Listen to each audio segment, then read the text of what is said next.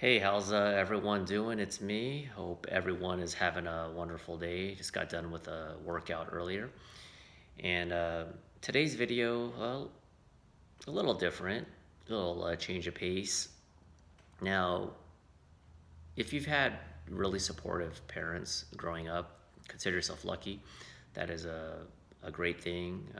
Your parents, good parenting can help mold you into being a productive citizen in society, so to speak. But one thing that a good parent will tell their kids is that, quote, you can be anything you want as long as you put your mind to it.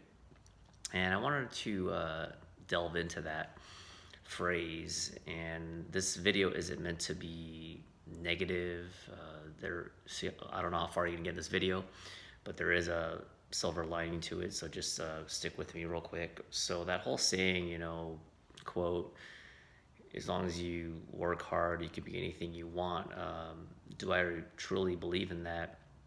I don't feel like there's anything wrong with saying that to your kids, so to speak, but there comes a point where I truly believe that everyone has their own calling, everyone has their own strengths and weaknesses, and this doesn't mean that you can't work on your weaknesses and improve in all aspects of your life, but some people just have a knack for certain things, and to tell someone that they can be the next mathematician, the next Albert Einstein, and if that person is struggling with algebra 1, algebra 2, what are the chances of them becoming an engineer?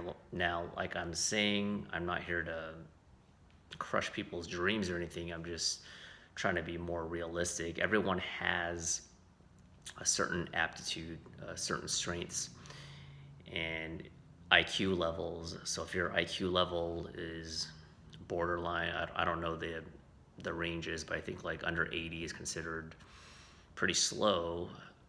That's just not going to happen if you want to become a doctor, a lawyer. You got to have a certain aptitude. Like I said, not everyone can be a surgeon, just like how not everyone can be an engineer or an accountant or an artist. I mean, speaking of being an artist, I can't draw more than a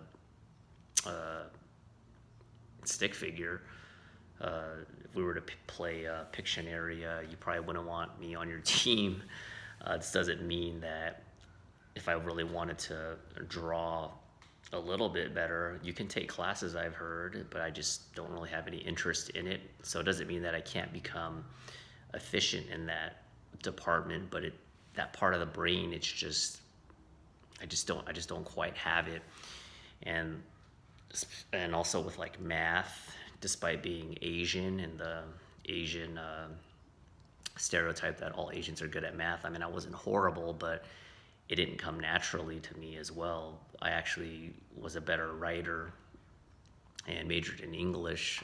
I'm in medical field now, so I was stronger in the fine arts in terms of reading comprehension, writing, stuff like that. Not artistry though, not drawing. So yeah, I just wanted to point that out. But the silver lining of that is, even though you're not natural at certain things, this doesn't mean I'm telling you not to pursue it.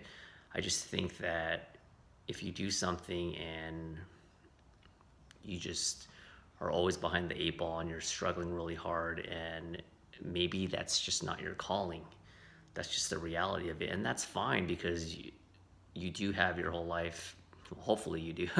Well, I mean, I don't think any time is ever too late, but you do have some time to, especially when you're younger, to evaluate what you want to do when you grow up. I mean, it's very common to switch careers, and I would love to hear from you guys and gals what you wanted to be when you were young. What career did you want to choose? And I'm sure a lot of you have, maybe a couple of you out there had one path and you reached your goal.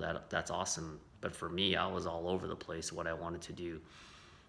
Sports journalism, teacher, fireman, technical writer, lawyer. it's all over the place, and sometimes you just have to find your strengths. Like I said, work on your weaknesses. But once you find your strengths, like I love health and fitness, it'll start to become more natural. And then that's the best of both worlds, is doing something that you love, you're passionate about, and you might have a natural ability at it, and you're willing to be open-minded to improving your strengths while not neglecting your weaknesses. That is the best thing. So that is it for this video. If you do have kids, and kids like 5 or 6 years old, and they ask you, can I be anything I want? I wouldn't say don't say no, you can. That's pretty disheartening. But hopefully as your kid gets older, there might be that time where they're more mature, and you can kind of not necessarily tell them don't become a mathematician, but you can kind of say, well, what are your strengths, and kind of not drive them, but kind of steer them towards their strengths, and hopefully they'll live a fulfilling life. So anyways, that's my time, and that's about it. I'll catch you in the next one. Bye.